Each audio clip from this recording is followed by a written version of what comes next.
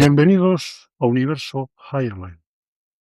Hoy vamos a hablar sobre los frontones que hubo en China, en Shanghái y en Tianjin concretamente. ¿Pero qué sabemos sobre esos frontones?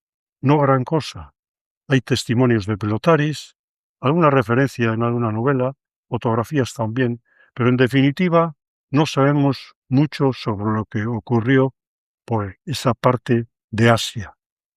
Afortunadamente, hace unos días llegó a mis manos un cuaderno, una tesis doctoral, cuyo título es La pelota y la muralla, llegada, éxito y consolidación de la pelota vasca en China en los años 30 y 40.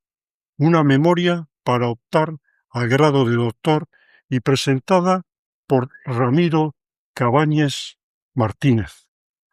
Vamos a hablar de cómo llegó el Highline a Shanghái primero, los empresarios, los pelotaris, la banda verde, una facción, una mafia que operaba por aquellos parajes y que tuvo enorme importancia. Vamos a hablar también sobre la falange española.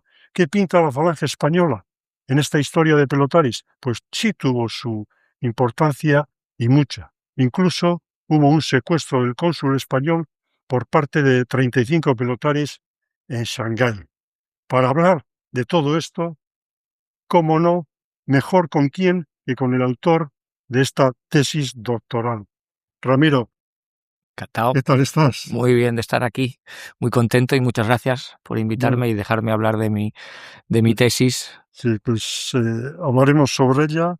Lo he disfrutado una barbaridad, porque, insisto, es un trabajo académico, no es un trabajo divulgativo, que se ha podido uno coger referencias de aquí y allí, sino se lo ha currado, como se suele decir. Pero Ramiro, tú no eres vasco, ¿no? No soy vasco, soy de Aranda de Duero, aunque mi padre es de Aranda de Duero, mi madre es de Murcia, pero bueno, en Aranda de Duero hay un frontón y también se juega pelota vasca en Aranda a veces. Ahora, por ejemplo, el último partido, el 9 de mayo, hubo un partido de pelota a mano allí en Aranda. Bueno, Ramiro, lo primero que me vino a la cabeza es cómo un estudiante, bueno, ya licenciado en Historia, porque ahora mismo eres doctor en Historia Contemporánea. Exacto. Y de hecho, este trabajo te supuso el cum laude, ¿no? Que es el sumum cuando haces una tesis doctoral. Por lo tanto, ¿cómo así, cuando tuviste que hacer una tesis, dices, pues voy a hacer sobre el Highline, sobre los pelotaris vascos? Pues la pregunta que normalmente me hacen, ¿no?, cuando la gente conoce mi tesis es de cómo llegas a esta temática, ¿no? ¿Cómo llegas a los pelotaris en China? Y es una mezcla un poco, una casualidad. Yo estaba buscando hacer algo sobre Asia, que es lo que me interesaba en un primer momento, y algo sobre deporte. Me gusta mucho la historia del deporte, cómo evoluciona, cómo llega a otros lugares, y estaba buscando temáticas, buscando ideas, y mi tutor, Florentino Rodao, en una reunión que tuvimos, me dijo: oye, mira, he estado investigando sobre falange en el Extremo Oriente, y hay unos pelotaris allí de los cuales he encontrado algunos documentos. Si quieres, busca a ver si hay información suficiente para hacer esto era todavía el trabajo de fin de máster, allá por 2011, y si encuentras algo, podemos trabajar con ello. Para 2012 termino aquel trabajo muy escueto todavía, con solo algunos de las cosas que aparecerán luego aquí. Y una vez, en 2014, yo me voy a China y veo el edificio del frontón, que sigue todavía. ¿Fuiste expresamente a China para trabajar sobre la tesis o era por otro motivo? Bueno, a mí me interesaba mucho China en general, pero el motivo por el que yo fui a China fue aprender chino, y una vez supiera chino suficiente como para ir a archivos, documentos chinos que se pueden ver en la tesis, empezar otra vez con el mismo tema, pero con una capacidad mucho más grande de documentación y de investigación. Y una vez llego a Shanghái la primera vez, fui a la calle Huaihailu y vi el antiguo edificio. Sí, se mantiene más o menos con algunos cambios, la fachada es la misma, como creo que hay una foto. Y dije, quiero desenterrar esto, quiero sacar todo lo que hay aquí, porque hay mucha historia de un grupo muy importante de personas para la época, de lo cual no se ha hablado todavía. Y dije, quiero hacer esto. Y ahí empecé, no sé si empecé en 2016, No me daba todavía el chino, seguí investigando, seguí estudiando hasta que en 2019 vi ya que tenía un nivel suficiente para dedicarme solo a la tesis, además de trabajar como yo hice. Yo estaba trabajando en la universidad allí al mismo tiempo que investigaba. ¿Y tenías noticias sobre el Jai Alai, que existía un deporte vasco que se había expandido por 4 continentes, o fue algo, empiezas de cero? No empiezo de cero, como digo, en Aranda tenemos un frontón, conocía además la historia del Betty High en Madrid, que han reabierto el edificio hace poco además, y conocía sobre todo los de Estados Unidos, que hay muchas referencias, por ejemplo en Los Simpson, en películas, y siempre es un deporte que llama mucho la atención, ¿no? Por la velocidad, por el movimiento que tiene, es un deporte apasionante. Y según vi cómo encaja este deporte en China, dije, quiero verlo. Quiero ver cómo algo tan específico de una región de España puede internacionalizarse. ¿Por qué se internacionaliza? ¿Por qué llega a China y triunfa en China? Sobre todo, ¿cómo? De eso hablaremos después. De eso vamos a hablar, porque cuando tú afrontas una tesis doctoral, ¿qué es lo primero que haces? Documentarte, pillar toda la bibliografía por habida y por haber, y a partir de ahí te haces un esquema y vas... ¿Sí? En primer lugar, lo que hice yo, no sé si los demás historiadores tienen mi mismo método de trabajo, yo lo que hice es primero buscar dónde se menciona a estas personas, dónde aparece escrito, que por cierto me apareció tu blog en algunas ocasiones y me fue de mucha utilidad para ir tirando del hilo en ese primer momento. Luego, referencias bibliográficas, si hay alguna cosa escrita académica o no. Hay algunas menciones en algunos libros, hay uno de Borao de españoles en China, donde hay 2 o 3 páginas. Creo que hay otro de españoles en el Pacífico, o vascos en el Pacífico, que me equivoco, también que se menciona este caso, pero se mencionaba como algo anecdótico, como una anécdota, como una nota al pie de página de la historia, como algo que no tiene demasiada importancia. Y para mí me pareció una forma excelente de sacar a la luz un momento entero de la historia, y no solo de Shanghái, sino de China o del País Vasco entero, mediante la vida de estas personas. Poder hablar de algo mucho más grande mediante estos pelotaris. Y pues una vez encuentro alguna bibliografía, veo lo que han estudiado ellos, veo lo que han visto, acudo al archivo, encuentro lo primero en España en el archivo de exteriores, que estaba abierto en aquel momento todavía, y encuentro algunas referencias, sobre todo lo que mencionaste del secuestro del cónsul, ¿no? Lo que está relacionado con España en sí mismo y su relación con Falange, y una vez estoy en China es donde puedo empezar a buscar las cosas de verdad, cómo aparecen en los documentos chinos, cómo aparecen en los documentos franceses, ya que estaban en la concesión francesa, y encontrar muchísimas más cosas, incluso pues la revista que publicaban ellos, y a partir de ahí es cuando digo, vale, tengo suficiente material, puedo ir con algo más serio, y ya es cuando busco un contexto. Como se puede ver en los primeros capítulos, habla del contexto socioeconómico de Shanghái. Y primero explicar por qué llega a Shanghái y luego cómo se establece en Shanghái. ¿Por qué llega el Jai Alai a Shanghái? Pues pregunta con no respuestas, sino 2 partes diferentes. La expansión del Jai Alai en el siglo, a finales del XIX y principios del siglo XX, tiene dos corrientes juntas pero separadas. Por un lado, tenemos la profesionalización del Jai Alai y su expansión por el mundo, como bien se puede ver aquí, o como ya conoceréis, la expansión primero por España, ¿no? Primero aquí en Donosti, luego Madrid, después aparecería en Latinoamérica, Filipinas, una expansión que se basa en esa profesionalización de un deporte que hasta ese momento era un deporte popular o más folclórico, y empiezan a crearse esas federaciones, esa serie que se vuelve un deporte serio, profesional, con su federación, sus competiciones, sus Jai Alais o sus estadios, sus frontones profesionalizados con cuadros profesionales. Y por otro lado, el desarrollo del deporte de ocio, ¿no? Ese deporte como forma de ocio que da dinero, que estaría muy relacionado con la apuesta y muy relacionado también con otros deportes como puede ser el fútbol o el baloncesto, que se va desarrollando al mismo tiempo y se utiliza para organizar el tiempo libre de las poblaciones de ciudades avanzadas como puede ser Donosti, Madrid o Shanghái en este caso. Estas ciudades necesitan una oferta de ocio formal, no una oferta de ocio que produzca dinero a los empresarios de la ciudad. Y mediante estos 2 caminos, primero su profesionalización y segundo esa búsqueda de un ocio que es de dinero, vamos a ir llegando a más y más ciudades. También va a estar relacionado mucho con el imperialismo europeo. Estamos hablando en esta época de que se ha colonizado África, Asia y China está siendo poquito a poquito, cachito a cachito, conquistada por Occidente mediante concesiones, y el deporte es un medio de poder blando, por decirlo de alguna forma, un medio de convencer a la población local de que los colonizadores son superiores y mostrar el cuerpo y el hombre blanco como superior.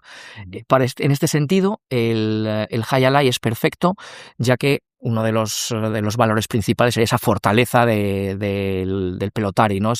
Esa fuerza con la que devuelve la pelota, sería un ejemplo muy bueno. Y a pesar de que España en estos momentos ya no sería un país colonizador, sí que se aprovecha de esa hegemonía del colonialismo occidental o colonialismo blanco para ser utilizado también como este ejemplo de superioridad blanca. Por esto lo podemos encontrar en China, en el Cairo también había, en Alejandría o incluso en Filipinas, ¿no? Como esa muestra. ¿Cómo llegan los pelotaris a Shanghái? ¿De dónde proceden los empresarios? ¿Tienes idea? ¿Has podido averiguar de quién fue esa especie de visión de decir, bueno, nos trasladamos en este caso, Asia? Sí, sería en primer lugar y el más importante, yo creo que tiene la idea es el pelotari Jáuregui, Teodoro Jáuregui, que era un antiguo pelotari él mismo, y cuando se convierte en empresario, primero toma unos frontones en una colonia inglesa, que sería Egipto, y tomaría los frontones de Egipto y va a darles una vuelta. En vez de utilizarlos como un lugar de encuentro solo para extranjeros, junto con la ayuda de su esposa en ese momento, va a hacerlo como un lugar de encuentro de las élites, de las élites coloniales, pero que también les apasione a los locales. Va a ser, por un lado, el lugar de moda donde todo el mundo quiere ir y, por otro lado, ese lugar de apuestas rápidas donde se puede ganar dinero fácil en algunos casos o perder todo el dinero también muy fácilmente. El compañero de viaje de Jáuregui es un personaje un poco... es el Asadurian. Asai Asadurian. Un egipcio de origen armenio, boxeador en su tiempo. Sí. Es un personaje que me gustaría dedicarle más tiempo en otra investigación si tengo tiempo en el futuro, porque me parece un personaje perfecto. Este hombre primero sería el masajista de los pelotaris en Egipto, y poco a poco se va a ganar la confianza de Jáuregui y van a hacerse socios comerciales o socios en el negocio. Y los dos juntos van a dar el salto a Shanghái. ¿Por qué a Shanghái? Ellos están ya en una colonia anglosajona, que sería Egipto, y se han dado cuenta de que el modelo de negocio funciona muy bien. Y este modelo de negocio que ha funcionado, dicen, si algo funciona, vamos a expandirlo. Shanghái se presenta como un lugar perfecto, ya que tiene una comunidad extranjera muy vibrante, muy buena economía, y una población local que empieza a buscar entretenimiento occidental. Sí. Más o menos occidental, pero algo que ellos sientan como moderno. Ya, pero Ramiro, para que nos hagamos una idea, la China de entonces, ¿quién mandaba las concesiones occidentales? La concesión francesa, la norteamericana, la inglesa y la italiana. Explícanos un poquito en qué consistían esas zonas francas. En China, a finales del 19, a partir de 1940, ha habido las guerras del opio, que eran unas guerras que querían forzar a China a abrirse al mundo. China en ese momento era un país totalmente cerrado, con unas ideas de que los extranjeros éramos bárbaros y no merecíamos mucha más atención porque corrompíamos. En ese momento, Inglaterra tiene un problema de déficit comercial. Inglaterra está comprando porcelana y té en grandes cantidades de China y está vendiendo muy poco. ¿Qué se les ocurre para quitar este desbalance?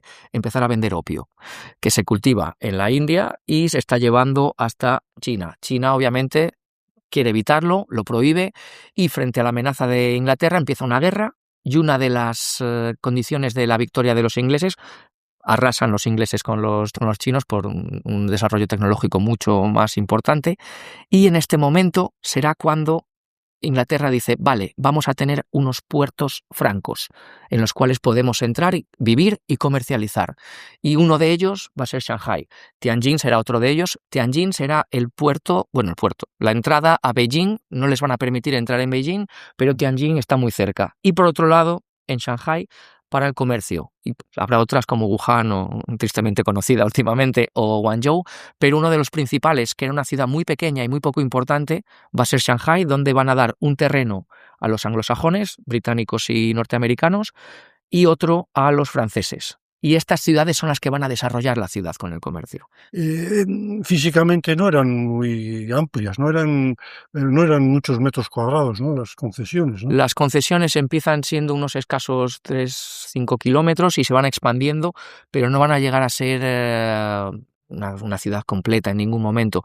Van a tener al final varios kilómetros de extensión, van a ser importantes, pero a nivel del territorio chino va a ser muy pequeño. Y ellos gobernaban, ellos gestionaban, ellos tenían su propia policía, sus Exacto. jueces, como si fuera un estado independiente dentro de lo que es Shanghái y Tianjin. Exacto. Existe el término de extraterritorialidad, que es un territorio dentro de tu territorio que no se atendería a las leyes de tu país, sino a las leyes de Francia y a las leyes de los británicos. Su propio gobierno, en el caso francés un cónsul gobernaría la zona, en el caso de los anglosajones tendrían un comité, un consejo. Leyendo tu tesis, veo que la concesión británica y la francesa no tenían mucho que ver, porque la francesa no tenía muchos recursos económicos ni medios humanos, ¿no?, para gobernar su zona. Entonces tiene que tender a otro tipo de recursos que no son tan legales o al menos un poquito oscuros en algunos momentos. Sí. Y es en ese contexto que llega el Jai Alai a la concesión francesa. Exactamente. Esto parte de un momento específico de la historia de las concesiones de Shanghái. Los británicos han hecho de su concesión una zona financiera, una zona económica muy importante. Tienen gente de muchos países, muchos comerciantes y una población extranjera más o menos amplia. Los franceses es una zona más residencial, sin tanto dinamismo económico. Y allá por el año 28-29, los ingleses empiezan a escuchar al gobierno chino que dice que se tiene que prohibir las apuestas. Las apuestas están corrompiendo al pueblo chino, por lo tanto deben ser prohibidas. Los británicos aceptan, ya que estarían entrando en un conflicto entre la justificación, la legitimación de la colonización, que es somos superiores moralmente, tenemos derecho a conquistar. Si están corrompiendo a la población con drogas, prostitución y apuestas, están yendo en contra. Los franceses, en cambio, se basan su idea de colonización en las ideas de la Revolución Francesa y en un poderío militar masculino. Por lo tanto, estos conflictos no son tan importantes para ellos y necesitan el dinero. Tienen una necesidad de dinero que los británicos no tienen. Por este motivo, los franceses toleran mucho más prostitución, opio y apuestas que los británicos. Y llega un momento importante que será unas revueltas anticoloniales que va a haber en Wuhan, por ejemplo, en los cuales se van a rebelar muchos chinos contra el dominio occidental debido a lo que se llamó la expedición al norte, que es en ese momento China está dividida en varios reinos, bueno, en varios estados, y Chiang Kai-shek, el que será presidente después, hace una expedición militar hacia el norte para reunificar. Muchos chinos utilizan este momento de expansionismo militar como excusa para atacar a los extranjeros. Los que han escapado de Wuhan y de otras zonas llegan a Shanghái y dicen: esto ha pasado, hay muertos, hay violaciones, hay asaltos. Los británicos tienen poder militar, tienen las bases de Singapur, de Hong Kong, y llevan los soldados hasta Shanghái para proteger la zona. Los franceses no tienen nada. Los franceses están, hablando mal y pronto, en bragas. Por lo tanto, ¿qué piensa el cónsul de Francia para decir, vale, ¿cómo salvo a la ciudad? Habla con la mafia local hegemónica, la banda verde que hablabas antes, y dice: vamos a hacer una cosa. Controláis a las masas, controláis a la población china que no se subleve, y os doy armas y os doy el monopolio de prostitución, apuestas y opio. Y esto es mucho más importante porque la concesión francesa va a empezar a financiarse con los impuestos de prostitución, opio y apuestas. Es decir, las apuestas, para ir ya un poco más con el tema, van a ser algo necesario para el mantenimiento económico de la concesión francesa. Mientras que para la inglesa o británica y americana no es tan importante, las apuestas van a ser esenciales para el mantenimiento de la concesión. O sea, que a los franceses les servía todo para poder llenar las arcas y poder mantener esa supremacía, ¿no? Exacto. Ese estatus. Curiosamente, se alían con la banda verde, un personaje ahí es el Du Yuezhan.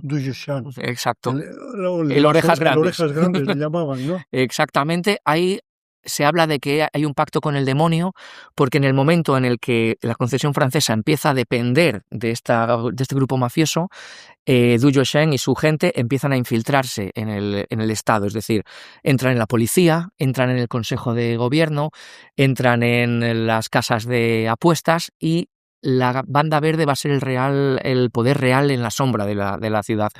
Va a estar el gobierno francés, pero totalmente subordinado a lo que quiere hacer la banda verde.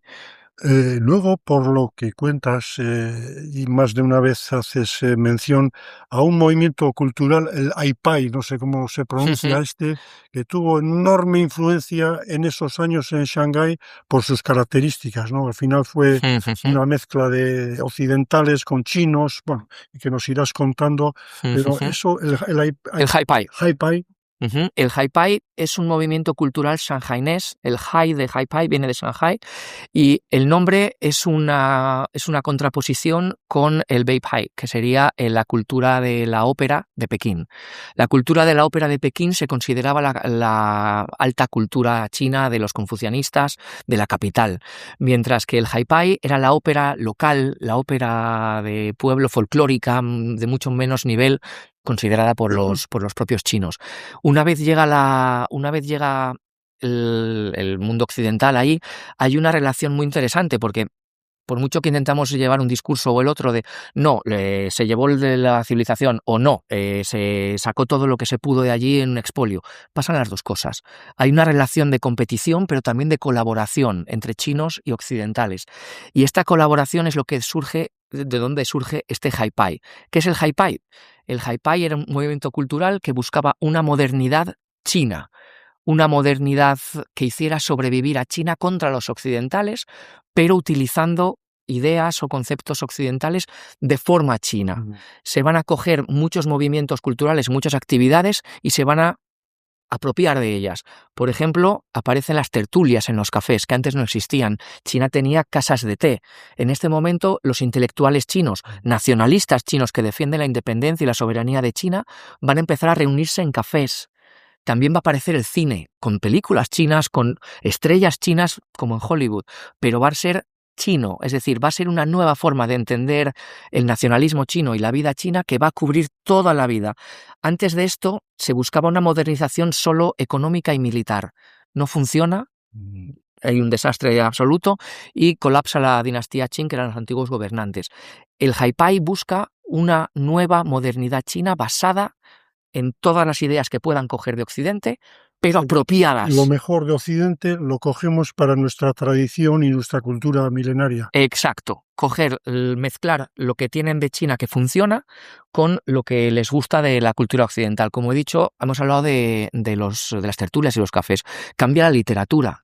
En China tenían un estilo de escritura clásico que tenía que ser siempre en verso, muy complejo y con un vocabulario muy difícil, era solo para las élites. A partir de este Haipai, por ejemplo, se empiezan a escribir novelas normales, más cortas para toda la población. He dicho cine, pero también deportes occidentales.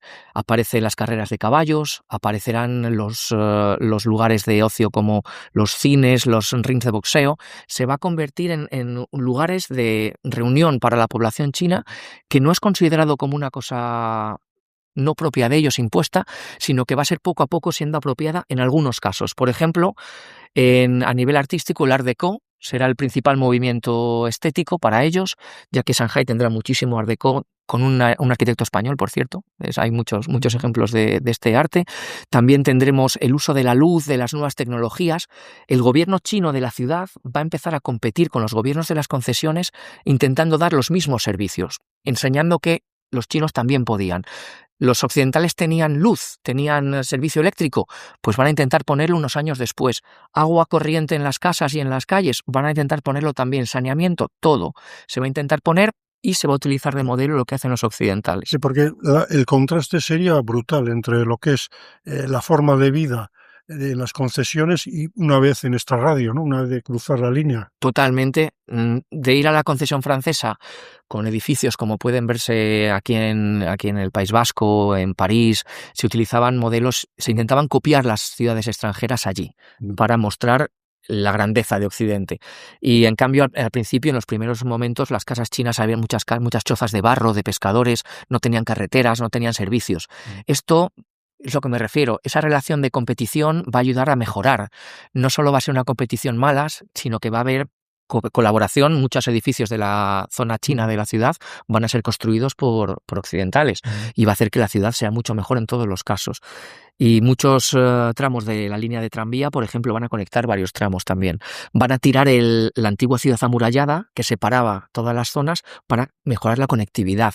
Es decir, se va a intentar hacer de Shanghái una sola ciudad con diferentes gobiernos, pero con una sola idea cultural que sería este Haipai. No esa modernidad china de tenemos que hacer esto. Los chinos tenían acceso a las concesiones, ¿no? O sea, no es que vivieran solo occidentales, sino había una mezcla ahí. Había una mezcla porque no había occidentales suficientes para tener solo occidentales. Los chinos van a ir también. Es en ese contexto donde llega el Hayalai a un edificio que construyen y se llama el Auditorium, que todavía, según has comentado, está de pie todavía. Un edificio espectacular y en una ubicación perfecta.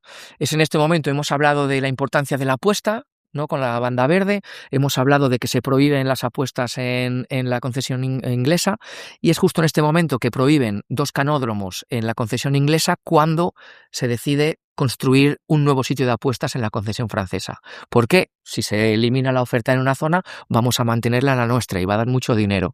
En un primer momento van a decidir construir este edificio del Auditorium en estilo Art Deco para relacionarlo con el resto de edificios de la ciudad que ya son considerados como parte de la cultura china de Shanghái, y en un primer momento será Mr. Brooks, creo que se llamaba, creo recordar, un empresario estadounidense que ya tiene, por ejemplo, unos cines, ya tiene algunos centros de ocio, está metido en el negocio, conoce el funcionamiento de la ciudad y lo coloca en el centro total del ocio de la concesión francesa y de Shanghái.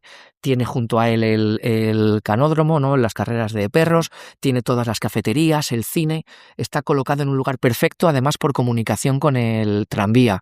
Lo que ahí mencionas como un clúster empresarial, ¿no? Exacto. No es un negocio aislado, sino se retroalimentan uno con el otro. Incluso has comentado Mr. Brooks, pero luego aparece como dueño del edificio del canódromo Félix Bouvier, un francés, que se compra el negocio, Exactamente, creo que al segundo año de que empieza el negocio a funcionar, un francés que tiene el canódromo justo pared con pared, bueno, no están juntos porque son edificios muy grandes, pero el edificio vecino, Félix Bouvier, decide comprar el Auditorium y empezar a colaborar entre los dos negocios. En las veladas de Hayalai se da propaganda del canódromo y viceversa, lo cual va a hacer que los dos aumenten, mejoren en público y conseguir más dinero. Y además se integra perfectamente en una zona donde hay muchas zonas de ocio. Es como en España ahora mismo, si vas a poner un bar, pon el bar en una zona de bares.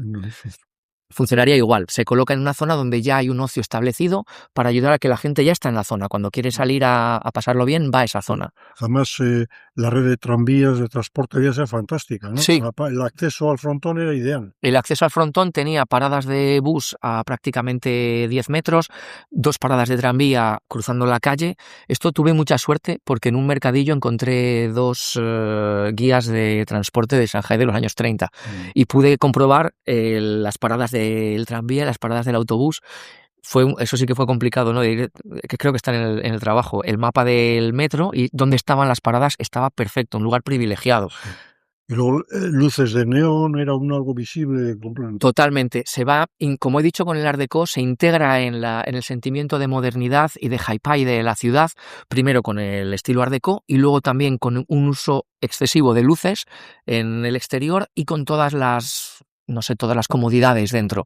Aire acondicionado, se menciona en todos los anuncios el aire acondicionado, luces por todas partes, un bar, un minigolf, un ring de boxeo, muchas cosas. Hace mucho calor allí en Shanghái, ¿no? Shanghái es clima semitropical, en verano es insoportable. Y la gente se refugiaba incluso aprovechando el aire acondicionado. Claro, era un reclamo de primer orden, estás en la calle con un 90% de humedad a 38 grados y este edificio y muy pocos más tienen aire acondicionado. Así que mucha gente fue por curiosidad para respirar y se quedó por el deporte. Claro, y lo demás, luego la publicidad también, a día de hoy parece como que es indispensable indispensable, ¿no?, campañas de marketing, pero entonces los empresarios le daban muchísima importancia, ¿no? Porque incluso sacar una gama de zapatillas Sí. relacionada con el high life, ¿no? Sí. Es curioso. Pienso, no me acordaba de lo de las zapatillas, pero sí. En un primer momento se hacen 2 tipos de campañas publicitarias, una para la población local, una para la población extranjera. Entendiendo que los chinos no conocían el high life, pelota vasca, etcétera, se hace una publicidad que explica el deporte, explica cómo apostar y explica las estrellas que van a jugar ahí. Y, lo más importante, les dice que los primeros días pueden entrar gratis. Porque eso es un reclamo de primer orden, de una cosa nueva y es gratis, vamos a verlo solo por verlo. En cambio, para los occidentales se intentaba mostrar como algo más glamuroso, se vende siempre con el eslogan el deporte más rápido del mundo, se intenta promocionar como un lugar de la élite, de gente importante. Y al mismo tiempo también se va a intentar promocionar de esta forma para la población china esas zapatillas de High Life que se siguen vendiendo a día de hoy y que han sido las patrocinadoras del equipo de baloncesto oficial de China en las Olimpiadas. Sí. Es una marca que sigue existiendo y que en su momento utilizó esta importancia del High Life para promocionarse. Sí. Siempre lo utilizo como muestra cuando me dicen pero ¿cómo afirmas tan rotundamente de que los chinos al final lo asumieron como suyo? Que hablaremos de ello más tarde, supongo. Digo, pues porque incluso marcas chinas utilizaban el reclamo del High Life y estaban los anuncios en chino y para la población china, lo cual hace que se entienda que era para ellos. Abren el frontón y al principio parece que no chutaba muy bien, ¿no? Los pelotaris le rebajaron los salarios.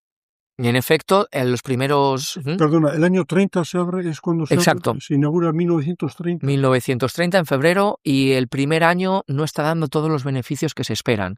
Los demás frontones internacionales ya son un negocio muy consolidado que da mucho dinero y los inversores que han invertido en esto exigen más beneficios. En este caso los pelotaris van a hacer un gran esfuerzo. Ahí no recuerdo quién es el pelotari que lidera este grupo en este momento. Paulino Garmendia. Garmendia no. Y tú... Sí. Ay, Paulino es el que se casa con Nina también, que aparece varias veces en el... Luego saldrá. Sí. Ahora si lo intentamos pensar no va a salir, pero sí. Está por aquí, pero bueno, el trabajo es tan extenso. Sí, que es difícil encontrar solo. Pero también creo que llegué a conocerle, además. Sí. Sí, no sé, en Barcelona, no, pero bueno, estoy hablando un poquito ya de memoria, han pasado muchos años. Entonces, y luego al año siguiente se van a hacer una huelga los pelotaris. Exactamente, porque este primer año, gracias a la intervención de Paulino, deciden bajarse el sueldo y aceptar esa bajada de sueldo hasta que el negocio empieza a funcionar. También por ellos mismos tienen unos sueldos enormes. Imaginaros un futbolista a día de hoy que se baja el sueldo un poquito, no es tan terrible, pero el año siguiente, cuando la cosa empieza a funcionar mucho mejor, se han dado cuenta de que les van a pagar no en moneda internacional, que es mucho mejor para la divisa, para mandarlo a España, sino que les van a pagar con dólar hongkonés. Y entonces ellos deciden que van a... ¿Había dólar hongkonés? ¿Dólar mexicano también no había? Sí. ¿Y dólar chino también? Había un montón de divisas porque cada concesión tenía un dinero. Por ejemplo, la zona francesa tenía su dinero, la zona inglesa tenía el suyo, la zona de Shanghái tenía el suyo, y esto va a hacer que haya muchos problemas y que los internacionales quieran dinero internacional. Ahí mencionas que las condiciones laborales eran bastante duras para los pelotaris y por otro lado, en una comparativa que haces, a día de hoy ganarían como unos 10.000 euros al mes, cosa que es un sueldo... Es un sueldo bastante bueno, pero para un deportista de élite no lo sería tanto. Yeah. También han pasado prácticamente 100 años, ¿no? Dentro de 4 años serán 100. El problema que tienen principalmente es que todo su trabajo, toda su vida laboral, y la que no es laboral también porque están en China, depende de la empresa. Ellos no pueden decidir cuántos partidos jugar, no pueden ponerse enfermos sin que lo admita la mutua que tienen allí, es decir, el médico de la empresa. No pueden no arbitrar algunos partidos, es decir, tienen que obedecer ciegamente al... Disponibilidad, exacto, hacer de juez, depender del médico de la empresa para conseguir una baja, pero bueno, o sea, por una parte, por lo que parece, ganaban bien, pero estaban muy, muy sujetos a la empresa. A Teodoro Jáuregui. Exactamente. El amo y señor. Es el amo primero de Shanghái, luego va a expandir su influencia a otras ciudades, incluso fuera de China, y van a depender totalmente de él, porque pelota vasca, como en todos los deportes, hay algunas lesiones y puede estar sin jugar igual 2 meses, 3 meses. Si no tiene sueldo 3 meses, es muy problemático. Era una forma de presión de Teodoro Jáuregui, no solo dentro de los frontones, porque esto es lo más importante. Teodoro Jáuregui no solo presionaba a los pelotaris de forma económica y de forma laboral, sino que también los utilizaba para ejercer influencia fuera, dentro de la comunidad española. Era el grupo de españoles más grandes después de los misioneros de China, y Jáuregui ejercía influencia dentro de toda la comunidad española a través de estos pelotaris y del dinero que generaban.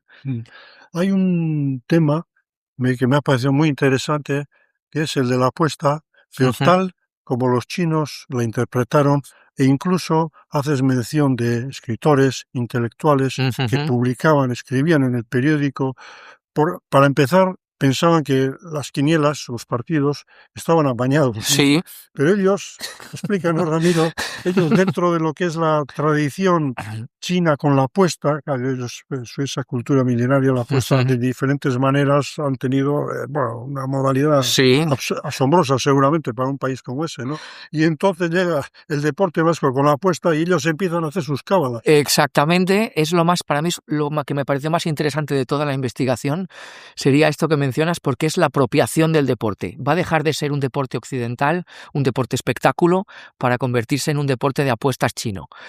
¿Qué van a hacer ellos? En China era muy habitual diferentes tipos de apuestas, con dados, con palos, el fantán y muchísimos tipos otros, incluso el mahjong, pero en China está prohibido apostar, tanto en ese momento como ahora, porque se enganchan fácilmente.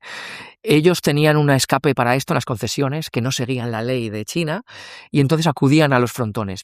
Esto tarda muchos años. Este proceso de apuesta y de cambio de cómo entienden la apuesta tarda unos 7 años.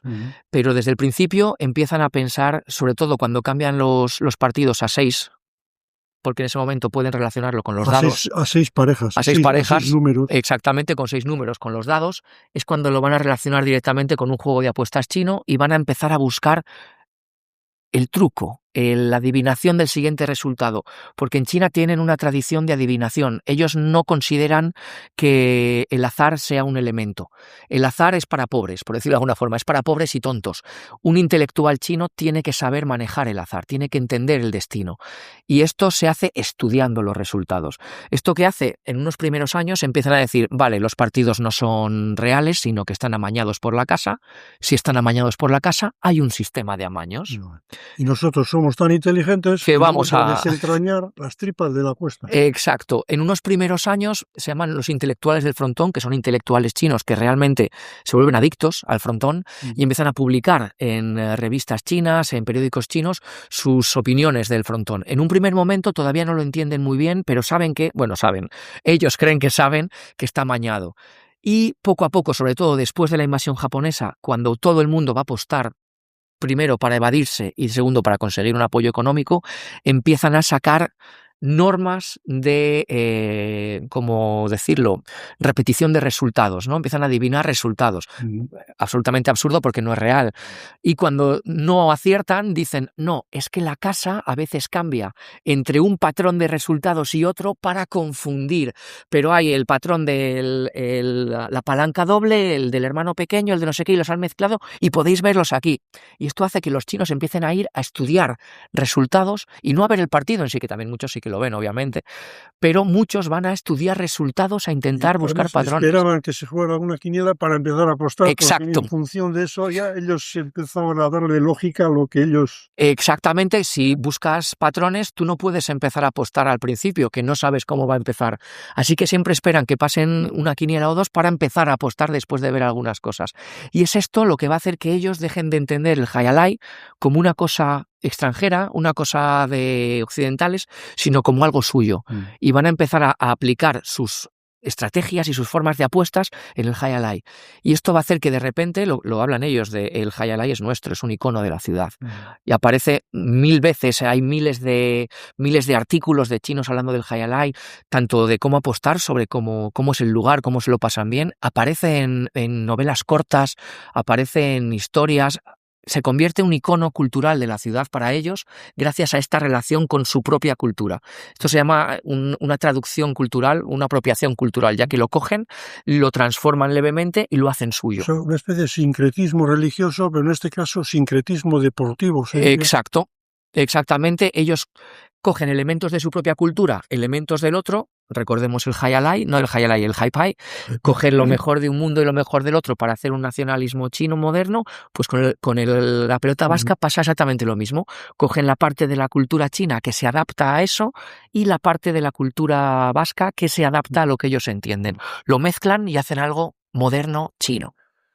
Estamos en una época de esplendor, ¿no? Al cabo del primer año remonta, va mejorando la cosa, y en el año 1937 se da la ocupación japonesa. ¿Eso cambia el panorama? Absolutamente. Japón y China a partir de los años 30 tienen muchos toma y daca, por decirlo de alguna forma. En 1932 es la primera batalla de Shanghái, que es la primera vez que se cierra el frontón, y en 1937 empezará ya la guerra per se, la guerra sino-japonesa, y Shanghái será una de las primeras ciudades en caer. Está primero Nanjing, que tardaron varios meses en tomarla, y después pues ya llegaron... Bueno, miento, al revés. Primero Shanghái, que tomaron varios meses en tomarla, y luego ya pasan a Nanjing. En la parte china, Chiang Kai-shek era el que gobernaba, el que Exacto. Peleaba contra Japón, por así decirlo. Exacto. Chiang Kai-shek es el líder político de la China unificada y va a hacer de Shanghái su... por decirlo, o hacer una comparación, su no pasarán, su Madrid en ese momento.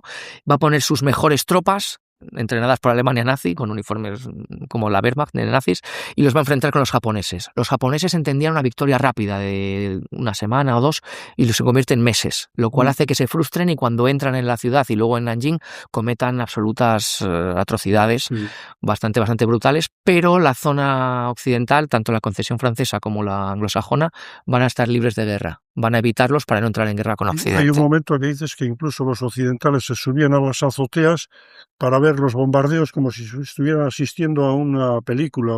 Exacto. Es una muestra de esa ideología de supremacía blanca, supremacía occidental, en el cual se iban a lo que era la orilla del río, había varias azoteas, y ese río marcaba la frontera entre las zonas chinas y francesa y anglosajona. Se subían a la azotea y veían las batallas como un espectáculo más.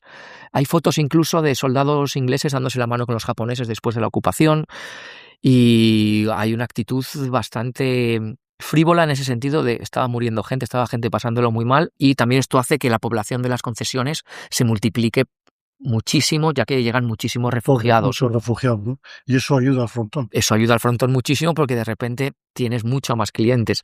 ¿Por qué? Tenemos a gente desesperada en dos niveles. A nivel económico han perdido todo, han llegado ahí a intentar hacer lo que puedan. Y a nivel existencial es gente que está deprimida viviendo una guerra. El frontón ofrecía un alivio para las dos. Podía, por un lado, apostar y ganar algo de dinero que podía utilizar para sobrevivir una semana más o perderlo todo también. Y también podían evadirse. Era un lugar con luces. Carpe diem, ¿no? Vamos a vivir el momento. Vamos a vivir el día al momento. Sí, no sé si lo puse al final en la tesis o lo dejé para un relato, porque encontré una historia de no sé cómo decir, un administrador de una tienda pequeña que coge todo el sueldo que tiene que dar a los empleados de ese mes, que no es suyo, se lo ha dado el jefe, de mañana tráelo, y decide ir a apostarlo todo al frontón. Él quiere escapar con su pareja, que es una prostituta en este momento, y dice, vamos a jugarnos todo a esto. Si ganamos, cambiamos de vida, si perdemos, nos suicidamos. Y fue con la apuesta de todo el dinero de la tienda. No sé si perdió o ganó, eso no sé, no tengo ya más registro de ello, pero se sabe que este hombre... Hay menciones Shanghái como la isla solitaria. La isla solitaria, exactamente, porque China en este momento está en una guerra de supervivencia.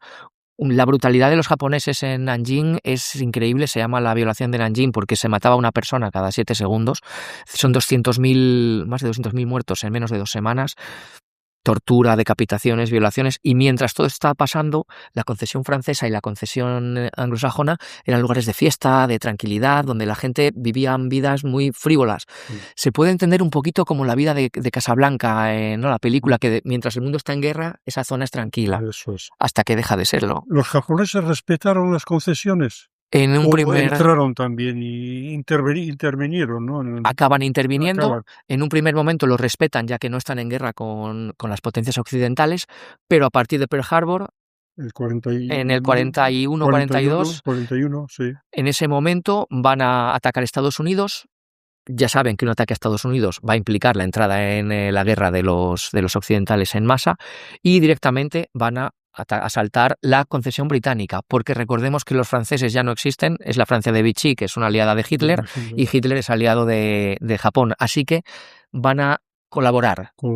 Van a colaborar, y el gobierno de Francia va a colaborar totalmente con los japoneses. Por eso la concesión francesa va a seguir siendo todavía un lugar más de paz. Va a haber atentados terroristas, ajustes de cuentas entre la inteligencia de un lado y del otro, servicios secretos, etcétera, pero seguirá siendo... Ahí se le acaba el chollo a la banda verde, ¿no? Ahí se le acaba el chollo totalmente. Du Yuezhan escapa a Hong Kong totalmente, y van a traer gente de Taiwán que ya tenían bajo su control a partir de principios del siglo XX, los van a llevar allí para que empiecen a controlar el cotarro, y aquí va a haber un cambio con el frontón, porque el frontón dependía de la banda verde, las casas de apuestas las llevaba la banda verde y tenían que pagarles unos sobornos, unos dineros. A partir de este momento van a ser los japoneses y la casa de seguridad, que va a ser bastante más brutal. Hay una frase que, como dice, los caballos corriendo y el baile bailando, ¿no? Exacto, es una traducción exacta de lo que decía el presidente chino, de tenemos que dar una sensación de normalidad. No ha cambiado nada, simplemente lo que antes era occidental ahora es chino. Así que los caballos van a seguir corriendo, la gente va a seguir bailando y todo va a seguir siendo normal. Sí. En el Tianjin, no sé cómo la pronunciación, Tianjin. Se abre en 1940 en la concesión italiana. Creo que es en el 37, creo que se hace antes. Creo que es antes. No, las fechas me bailan mucho. Me he bailado en la fecha, pero el Forum, que se llama. El Forum, el Tianjin Forum, sí. Los italianos le dan otro aire, nomás de tipo el Conde Ciano. El Conde Ciano, exactamente. Pariente de Mussolini, ¿no? El yerno de Mussolini. El yerno de Mussolini, exacto. El que manda allí.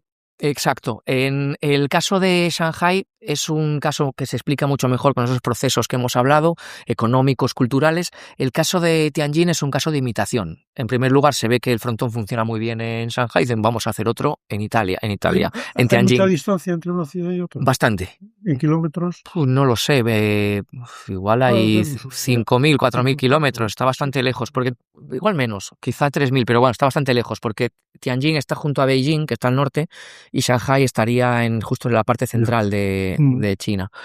Y en este caso, justo van a empezar los movimientos culturales italianos fascistas en las colonias, es decir, el conde Ciano había vivido en Shanghái antes y es mandado por Mussolini para llevar a cabo propaganda y una muestra cultural, estética, política de lo superior que es el fascismo italiano. El frontón va a ser uno de los edificios clave, porque por un lado se puede relacionar con el palapugno, este deporte tradicional italiano muy similar a pelota vasca. Por otro lado, representa perfectamente esa superioridad del cuerpo blanco, del cuerpo occidental, mediterráneo en cierto sentido para los italianos, y por otro lado el edificio va a ser un templo, tiene los fascios en la torre, tiene esa forma de torpedo que va a defender esa idea de la fuerza del fascismo.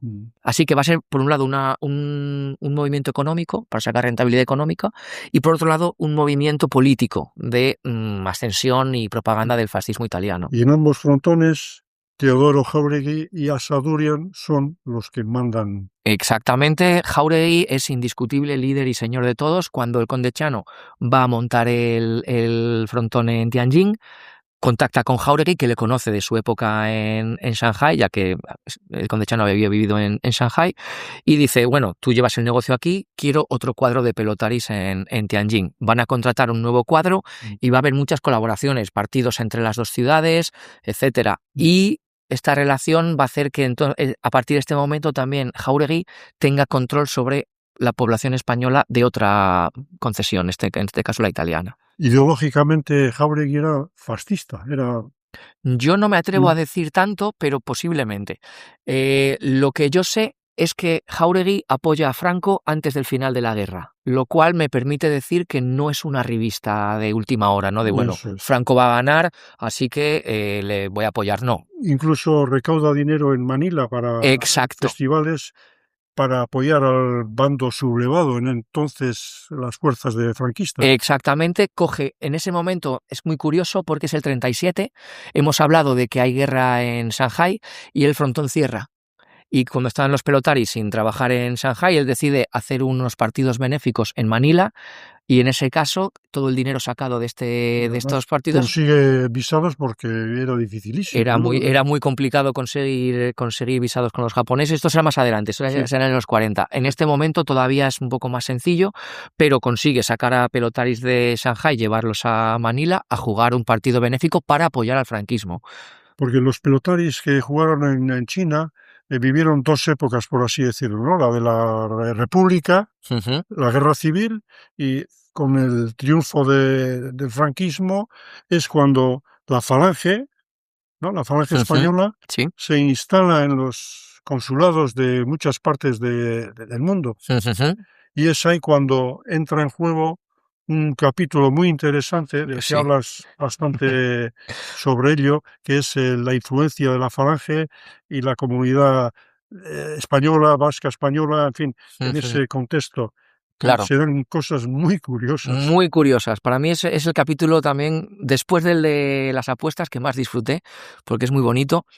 Pensemos primero el contexto de que en este momento Europa y el mundo se está fascistizando. Es decir, Alemania nazi en el 36, Italia, son países en boga muy desarrollados, que están consiguiendo todo lo que quieren en ese momento. Y tenemos la Guerra Civil Española, Jáuregui que va a apoyar a Franco. Como digo, no me atrevería a decir que es fascista, franquista obviamente sí, porque le apoya en el 37, le da dinero para que gane. Y también sabemos que Jáuregui tiene contacto con el fascismo italiano por el caso del Conde Ciano, ¿no? Se estaría totalmente relacionado con un acto de propaganda fascista en Tianjin. Es a partir del final de la Guerra Civil, cuando ya se establece el gobierno de Franco y de los rebeldes, en el momento en el que va a forzar a los pelotaris. Yo digo que algunos los forzó, a otros no, como es lógico. Tengo solo, creo que 2 testimonios. Uno que se ve que es totalmente con las ideas del PNV, nacionalistas, que habla de Guernica, del bombardeo Franco-Guernica, etcétera. Y luego teníamos el caso de Ibarra Laza, por ejemplo, que utiliza sus conexiones fascistas para intentar hacer negocios con Japón. Eso es muy interesante. Es un pelotari de Marquina que se convierte en jefe regional de la Falange. Exacto.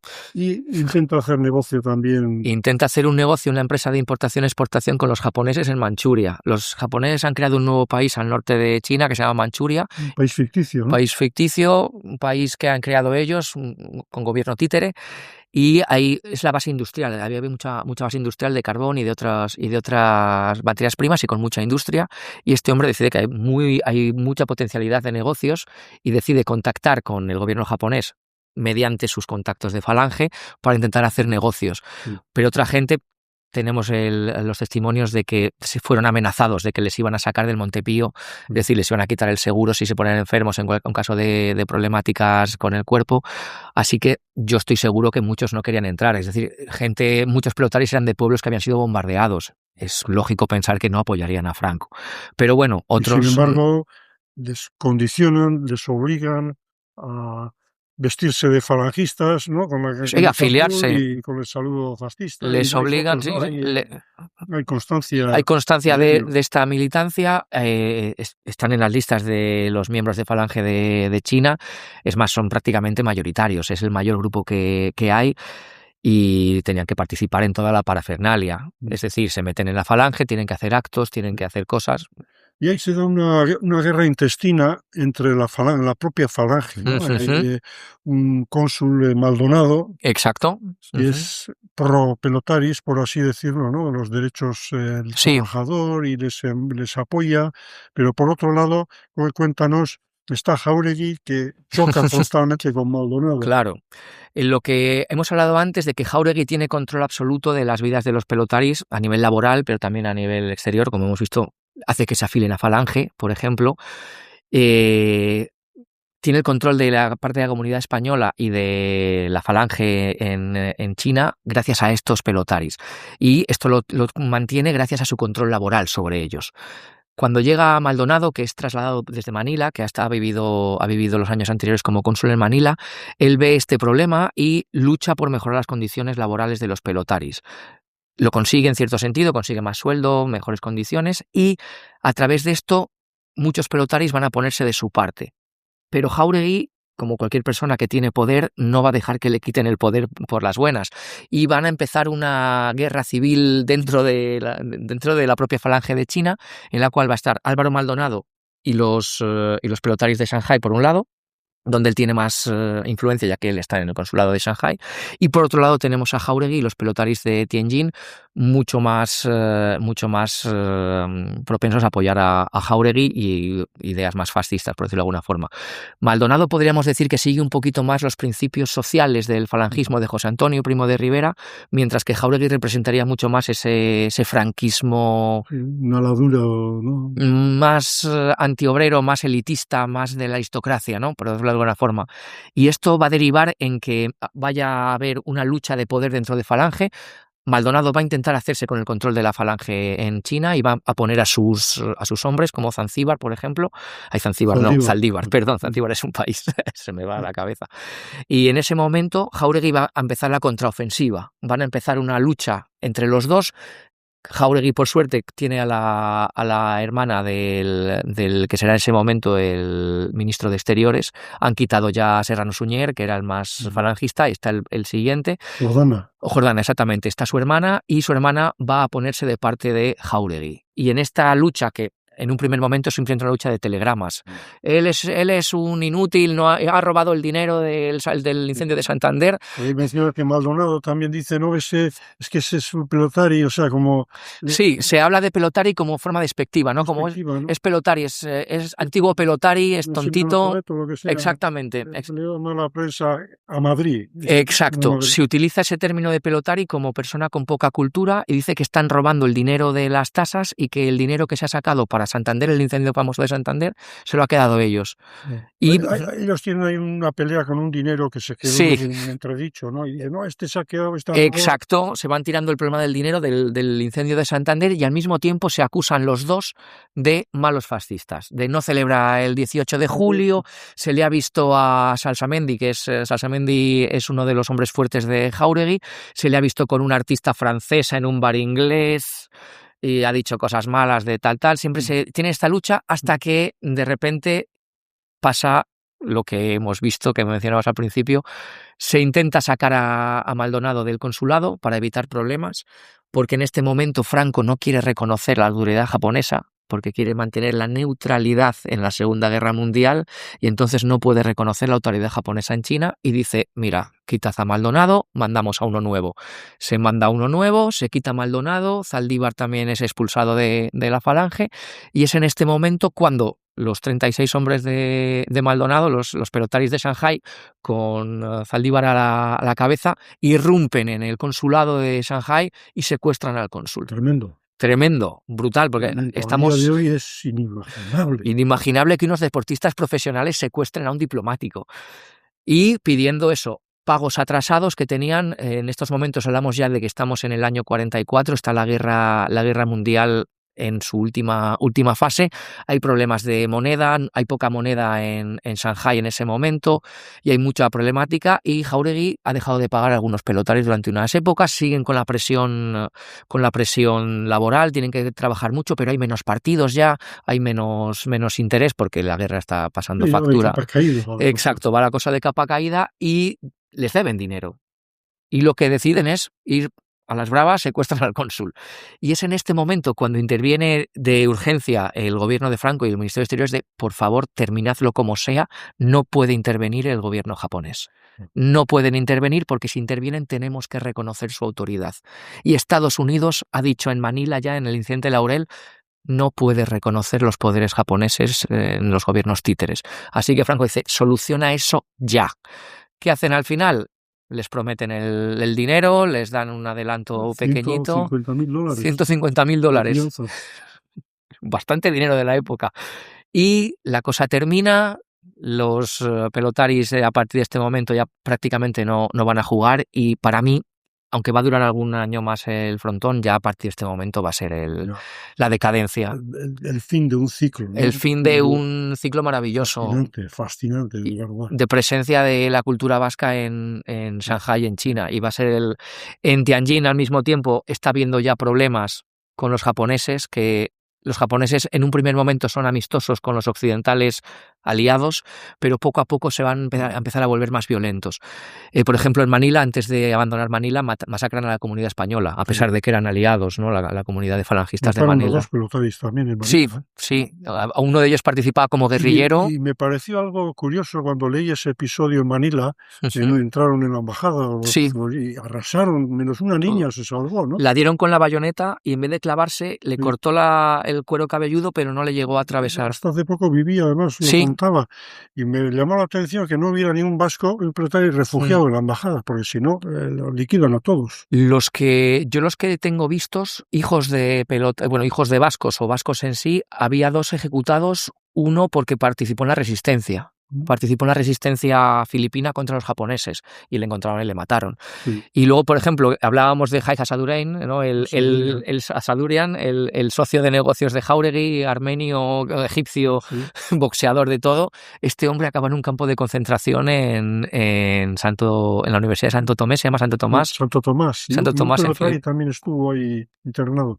Se puede ver tengo la lista de presos. Antonio Andrés, un cubano, casado con una cubana también, que cuenta una historia espeluznante de las peripecias que pasó en ese momento, ¿no? Sí. Y qué te iba a decir también, y estando en Shanghái, empezaron a meter en los campos de concentración a los occidentales, ¿no? Claro. Ya se pusieron a malas. En ese momento, a partir del año 41, cuando pasa Pearl Harbor, entran a sangre y fuego en la concesión internacional y a occidental que veían lo metían en un campo de concentración. Menos italianos y alemanes. El frontón va a ser el lugar de encuentro de esta gente, ya que no pueden entrar los demás. Va a ser un lugar sobre todo de encuentro de italianos, alemanes y fascistas españoles.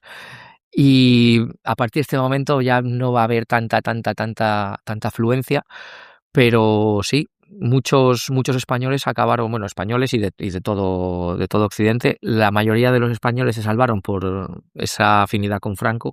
Otros que habían mostrado sus tendencias políticas más republicanas o más izquierdistas pudieron tener más problemas. Pero sí, en los japoneses se habla muy poco de Japón y siempre hay una imagen muy idílica de Japón a día de hoy, como muy cookie, y realmente Japón fue mucho más brutal incluso que la Alemania nazi en Asia. No, los episodios en Manila, cuando ya estaban ya las últimas, fueron a la desesperada, ¿eh? No, eran brutales. Y por ejemplo, la gente siempre habla de Mengele, ¿no? En Auschwitz y los campos de concentración y exterminio, pero si la gente estudiase lo que es la unidad 731, una unidad médica que se establece en Harbin, en la Manchuria de la que hablábamos antes, esa gente mató solo a 3.000 personas. Pero si supierais la forma en la que les mataron, se os pondría, se me ponen los pelos de gallina. Hay hablando de los pelotaris en Shanghái, se casaron con rusas blancas algunos. Sí. Hay un movimiento de Rusia después de la revolución que aterrizaron. ¿Cómo fue eso? Los pelotaris en Shanghái eran estrellas, por hablar de alguna forma, como futbolistas actuales, y se casaban con actrices, modelos, estrellas de la ciudad. Y entre ellas había muchas rusas exiliadas por la revolución. Tenemos 1917, la revolución soviética, y muchas de las aristócratas que había en Rusia en este momento tienen que escapar con las pocas joyas o pertenencias que tienen, y muchas de ellas acuden a Shanghái, ya que era un puerto abierto, era un lugar abierto que no requería en ese momento visados o otros problemas. Y muchas llegaron ahí. Muchas de ellas acabaron siendo prostitutas o trabajos más bajos, y algunas que tuvieron mucha más suerte fueron actrices, modelos, mujeres de gente con mucho dinero. Y había una variedad. Sí, había. Es que Shanghái, no sé si lo pone en la tesis, creo que 1 de cada 3 mujeres en Shanghái en la época era prostituta. Porque era una ciudad, también es la ciudad, la isla solitaria, pero también era un burdel enorme. ¿Has podido conseguir ejemplares de La Cesta en tu investigación? Esa publicación que me imagino la ha publicado el Frontón, ¿no? Sí. La Cesta. El Frontón publica primero, creo que es una vez al mes, y luego se hace bimensual.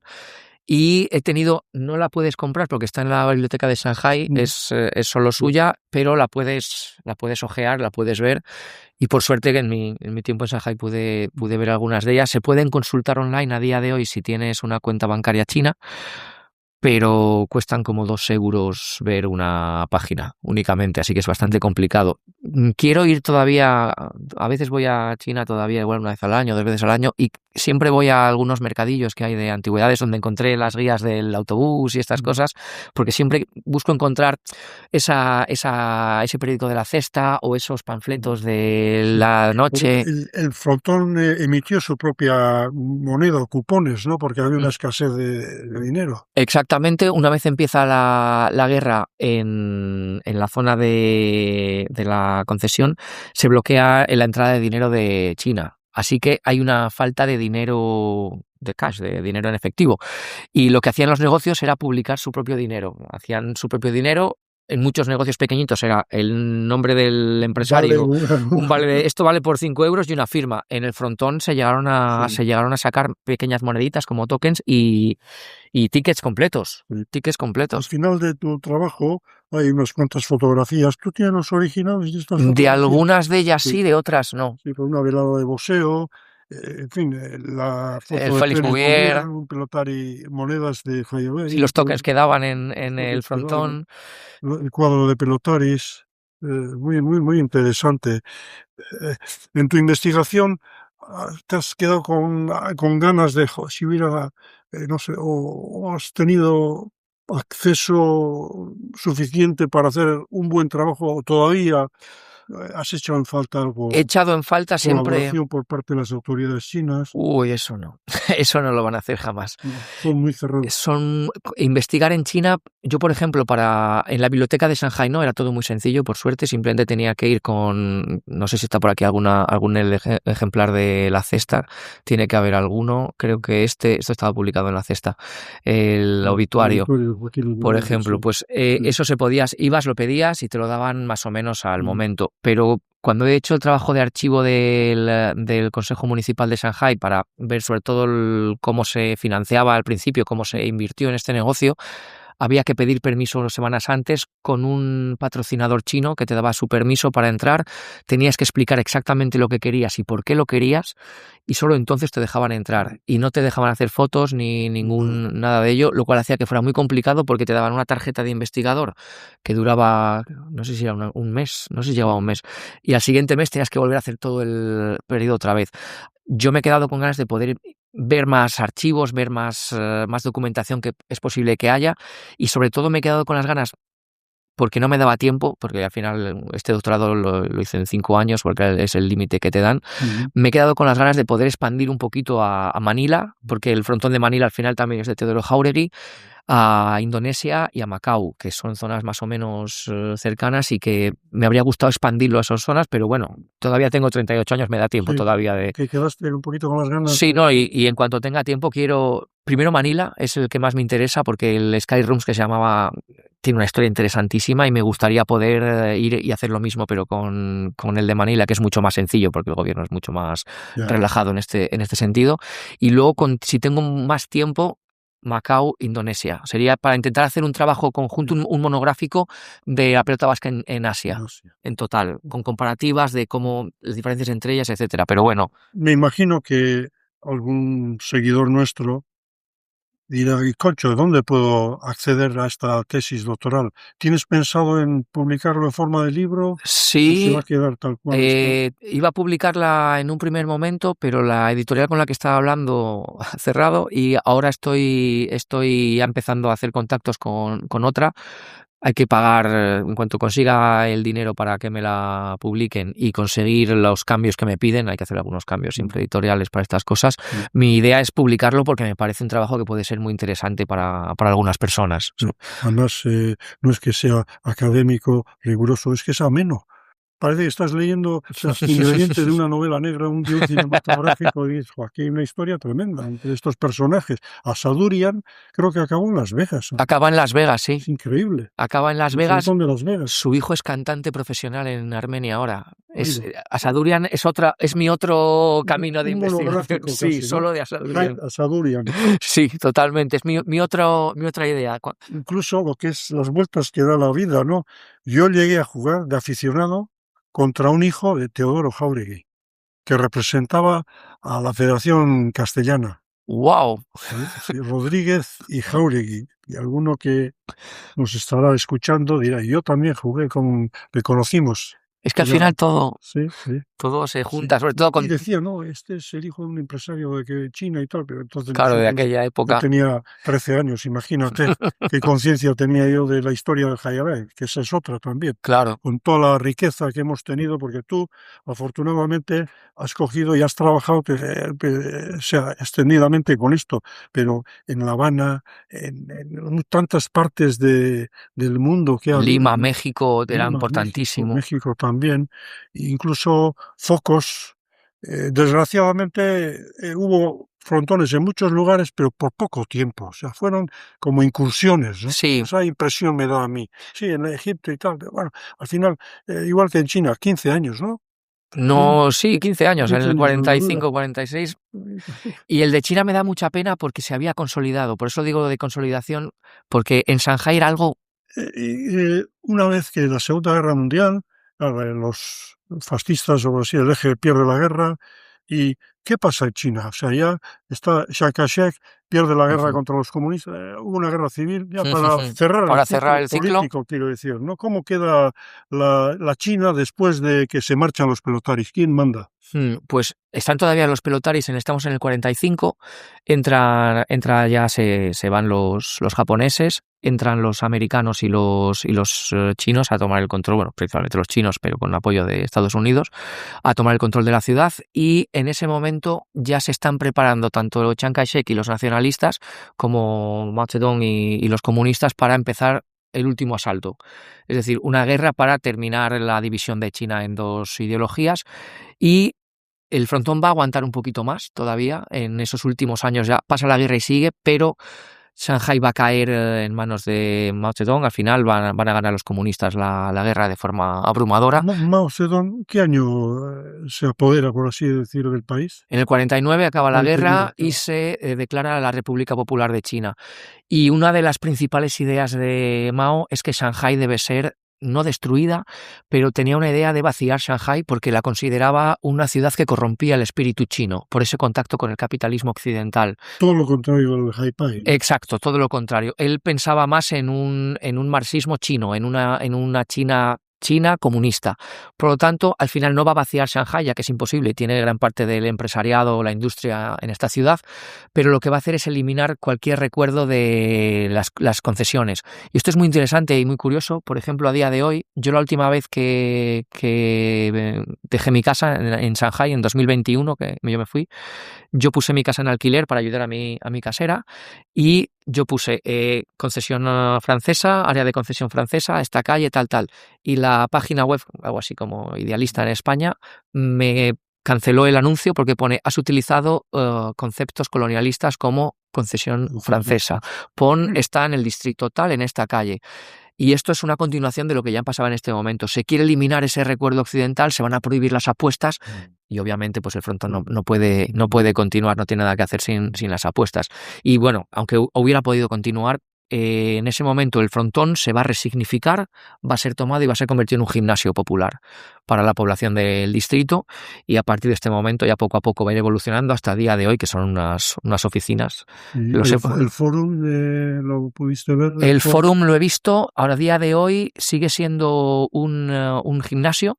Tienen negocios dentro también, tienen una cafetería y algunas oficinas, pero sigue siendo principalmente un gimnasio, y es el edificio exacto que era entonces. A mí me encantó verlo porque no ha cambiado y lo han conservado. Es decir, en vez de querer borrarlo, lo han mantenido, y es muy curioso que estás en un país comunista, bueno, vamos a decir comunista como China, y tienes un edificio con simbología fascista en pleno centro de Tianjin. Es muy interesante y es muy bonito verlo, ¿no? Porque tienes propaganda comunista con símbolos, hoces y martillos, cosas alrededor, y de repente tienes una torre con unos fascios los relieves con los jugadores de pelota vasca musculosos, etcétera, y es como, es muy interesante.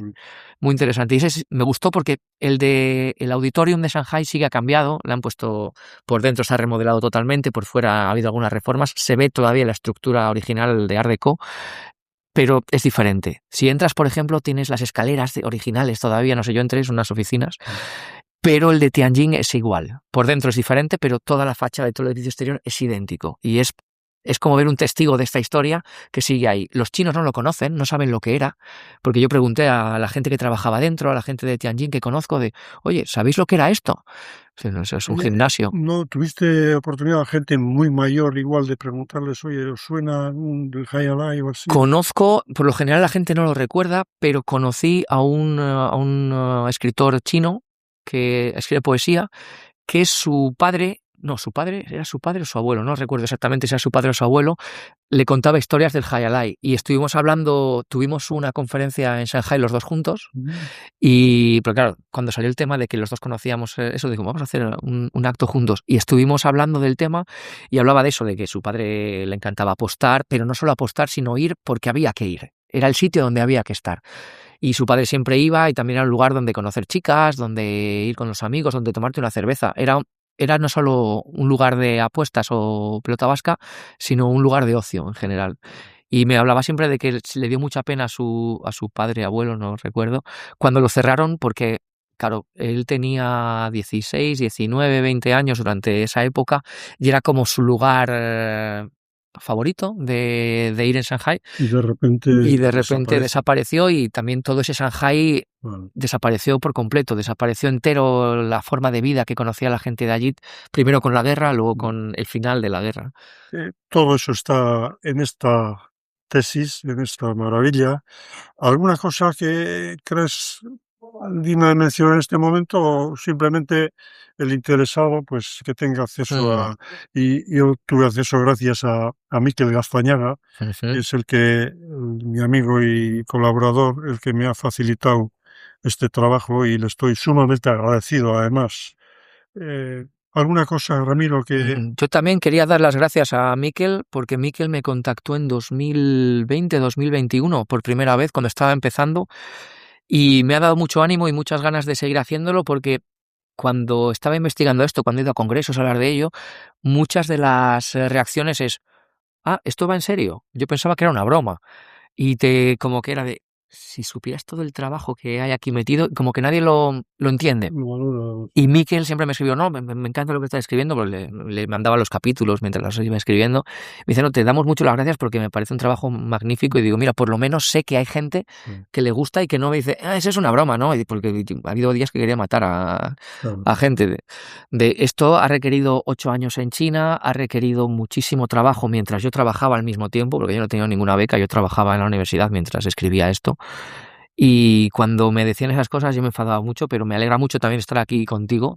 También primero por la utilidad que le di a tu blog, me sirvió mucho en ese primer momento, y lo segundo, saber que hay gente que le interesa el tema, porque ha habido muchos años en que me sentía un alien de la historiografía, por decirlo de alguna forma.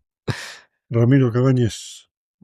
Muchas gracias. Te agradezco de todo corazón este trabajo porque le hace falta al Jai Alai, a la cesta punta, y de hecho, mira, este es un libro escrito por Miguel Ángel Bilbao, un señor de Marquina, en el que ha recogido pues los que hemos jugado profesionalmente hasta ciertos, hace unos 15 años ya, o no sé cuándo se publicó el libro, y estamos como 3.500 pelotaris profesionales, y los que jugaron en China están en este libro. Por lo tanto, la riqueza histórica del Jai Alai es asombrosa. Es enorme. Asombrosa. Y la falta de trabajos rigurosos académicos, no te quiero decir nada. Por lo tanto, yo al menos, a título personal, insisto, muchísimas gracias, Ramiro. Nada, a vosotros porque os interese lo que tengo que contar.